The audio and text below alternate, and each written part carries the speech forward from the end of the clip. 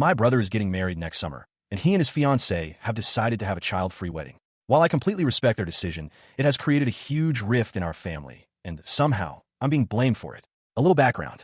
Growing up, my brother and I were always close. We weren't inseparable, but we were the type of siblings who had each other's backs. He was the youngest of four, and I was the second oldest. Our three sisters and I played a huge role in raising him, especially after our parents went through a rough patch financially when we were kids. We always made sure he had what he needed, and when he went off to college, we helped him in whatever ways we could. Fast forward to today, and our family has grown significantly. My three sisters and I all have children now, as do most of our cousins. The kids are an integral part of our family gatherings, and honestly, I can't remember the last time we had an event where they weren't involved.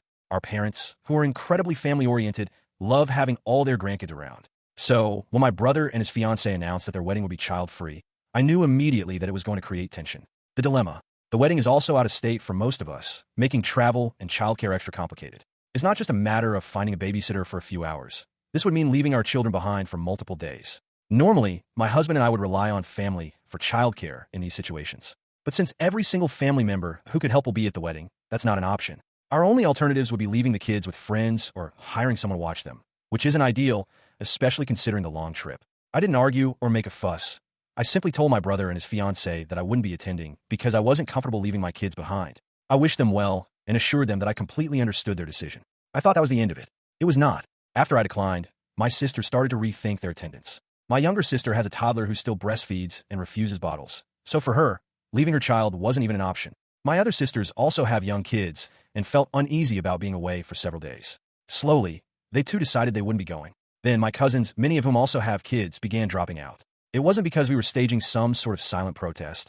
It was simply because, logistically, the wedding wasn't feasible for many of us. My brother was furious. He called me, yelling, saying that I started this whole problem by backing out and setting off a chain reaction. He accused me of turning the family against him, claiming that if I had just gone, everyone else would have followed suit.